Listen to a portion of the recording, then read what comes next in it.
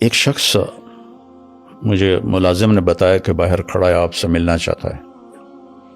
میں باہر نکلا تو ایک پٹھان بھائی تھے اور 50+ تھے، ٹھیک، نیئر ٹو 60 تھے، سفید داڑھی تھی ان کی۔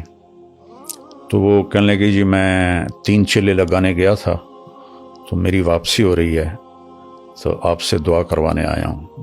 میں نے کہا کہاں کے ہو؟ کہا جی میں مردان کا ہوں اور میرے اوپر بہت قرضہ ہے، آپ دعا فرما دیں۔ تو میں نے پوچھا کتنا قرضہ ہے؟ کہنے لگا 1 کروڑ روپیہ ہے۔ تو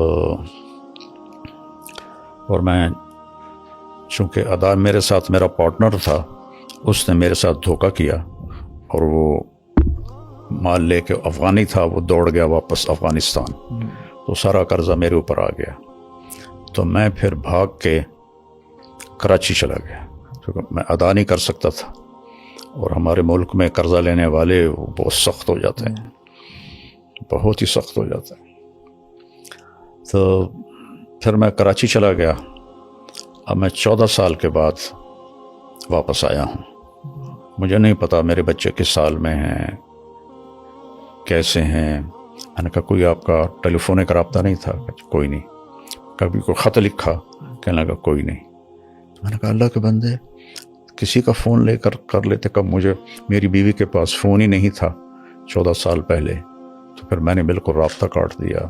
تو خط بھی میں نے نہیں لکھا کہ کہیں میرا پتہ نہ چل جائے، تو میں تو چھپا ہوا تھا 14 سال۔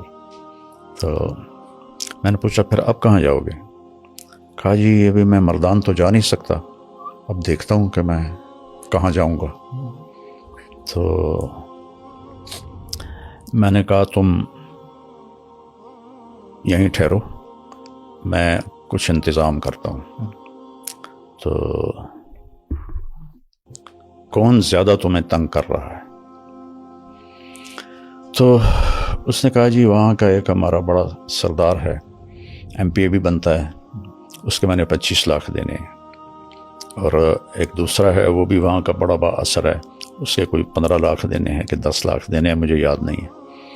تو وہ اگر ادا ہو جائیں تو میں گھر جا سکتا ہوں۔ تو میں نے پھر کہیں سے، چونکہ وہ MP تھے تو مردان میں میرے جاننے والے تھے، تو میں نے وہاں سے ان کا فون نمبر لے کر ان سے رابطہ کیا۔ مجھے وہ جانتے تھے نام سے۔ جی میں نے کہا جی اس کے پیسوں کی میں ضمانت دیتا ہوں، میں آپ کو دے دوں گا، تو آپ تھوڑا اس کو فری ہینڈ دے دیں۔ اس نے کہا جی ٹھیک۔ تو پھر میں نے اس کے گھر کا پتہ کروایا۔ تو ایک ساتھی سے تبلیغی دوست ہر جگہ، جی ہر جگہ ہوتے ہیں، نیٹ ورک پوری دنیا میں ہے۔ بالکل۔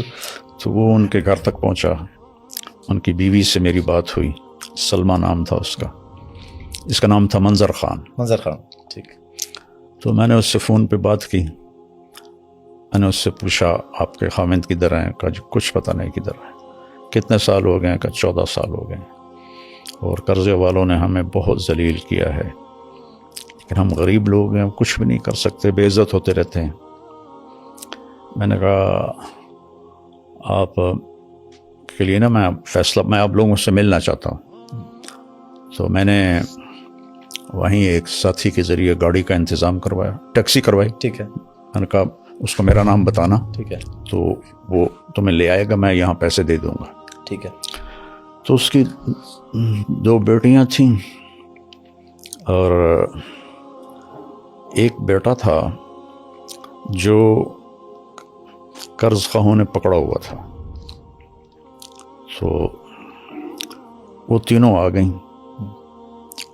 تو میں نے ان کو یہیں اسی لاؤنج میں بٹھایا، ٹھیک ہے۔ اور منظر خان پیچھے، یہ ادھر پیچھے ایک کمرہ ہے، جی، وہاں رہ رہا تھا۔ ٹھیک ہے۔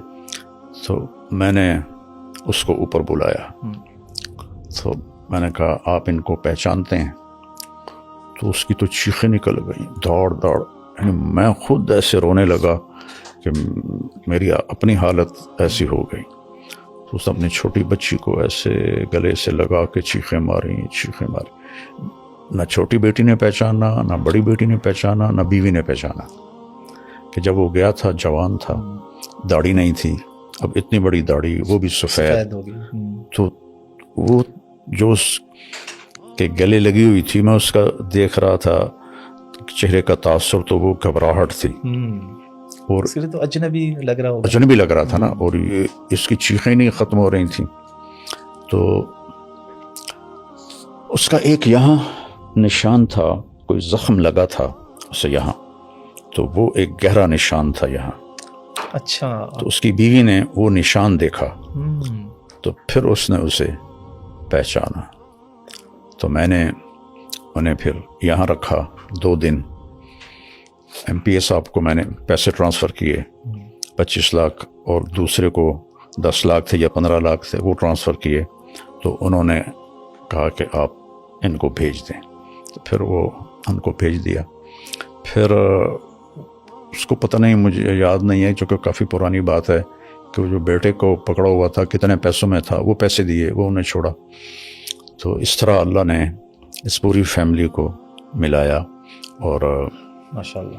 پھر کچھ عرصے بعد وہ آیا کہ مولانا ایک آدمی ہے، اس کے میں نے 10 لاکھ دینے ہیں، تو وہ کہہ رہا ہے اگر تم نے پیسے نہ دیے تو ہم تمہارے بیٹے کو اٹھا لیں گے. تو میں نے اس وقت اس کو 5 لاکھ دے دیے. میں نے کہا یہ لے جاؤ، ادا کرو. 1 مہینے بعد وہ پھر آیا روتا چیختا کہ انہوں نے میرے بیٹے کو اٹھا لیا ہے اور کہا ہے اگر جمعرات تک پیسے نہ دیے تو ہم اسے قتل کر دیں گے.